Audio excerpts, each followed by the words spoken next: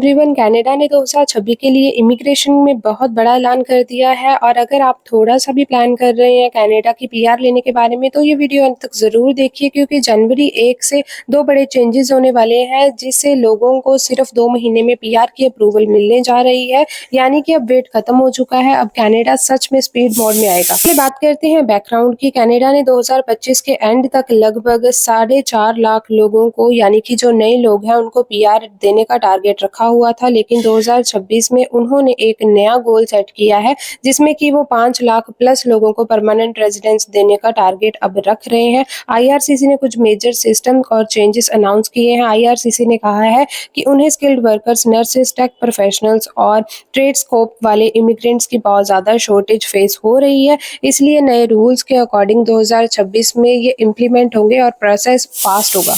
अब बात करते हैं पहले बड़े ऐलान के बारे में। तो आईआरसीसी ने ये अनाउंस किया है कि fast track PR system launch होने जा रहा है जिसमें कुछ सिलेक्टेड कैटेगरीज को एप्लीकेंट्स 2 मंथ के अंदर अंदर पीआर अप्रूवल मिल सकता है। अब सवाल ये है कि ये फास्ट ट्रैक कैटेगरी किसके लिए है, आखिर कौन से लोग एलिजिबल होंगे। तो मैं आपको बता दूं कि ये मेनली उन लोगों के लिए है जो इन डिमांड ऑक्यूपेशंस में काम कर रहे हैं जैसे कि health care, construction, agriculture, welfare के साथ अगर आप अप्लाई करते हैं तो आप लोगों को किसी भी तरीके की कोई डिले का सामना नहीं करना पड़ेगा और आपने अपनी स्टडी कनाडा के अंदर से ही की हुई है और आपके पास वर्क एक्सपीरियंस कनाडा के अंदर का ही है तो इस प्रोग्राम में आपकी एप्लीकेशन को एआई बेस्ड स्क्रीनिंग के सिस्टम के थ्रू में चली जाएगी जिससे कि डॉक्यूमेंट और एलिजिबिलिटी वेरीफाई होने में ऑटोमेटिक हो जाएगी और बहुत से कम समय लगेगा और मैनुअल प्रोसेसिंग का टाइम भी डायरेक्टली कम हो जाएगा। आपको सिर्फ अपना एक्सप्रेस एंट्री का प्रोफाइल अपडेट करना है और जॉब बैंक पर वेरीफाइड जॉब कनेक्ट करनी है।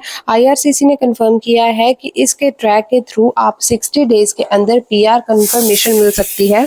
तो ये बहुत बड़ा ऐलान था अपने आप में जो कि एक आप गुड न्यूज़ कह सकते हो और एक नए न्यू ईयर का तोहफा आप उनको कह सकते हो। दूसरे बड़े ऐलान की बात करते हैं तो दूसरा बड़ा ऐलान जो हुआ है, अब कनाडा के रीजनल पीआर स्ट्रीम्स एक्सपैंड कर रहा है। इसका मतलब ये है कि हर प्रोविंस में अब आपको लेबर की शॉर्टेज के हिसाब से डायरेक्ट पीआर ऑफर की जा सकती है। यानी कि अगर उनके पास लेबर की शॉर्टेज होगी तो वो आपको वर्क पे नहीं बल्कि डायरेक्ट पीआर के ऊपर ही बुलाएंगे। तो इसके ऊपर मैं एक एग्जांपल दे देती हूँ कि Atlantic provinces, Nova Scotia, New Brunswick, Newfoundland, hospitality और हेल्थ केयर में डायरेक्ट पीआर जो है वो दे रहे थे 2025 के स्टार्टिंग में, अब वो फिर से स्टार्ट करने वाले हैं। और Ontario and British Columbia IT, आईए और क्लीन एनर्जी सेक्टर्स को प्रोफेशनल्स के लिए डायरेक्ट पीआर ऑफर करने वाले हैं।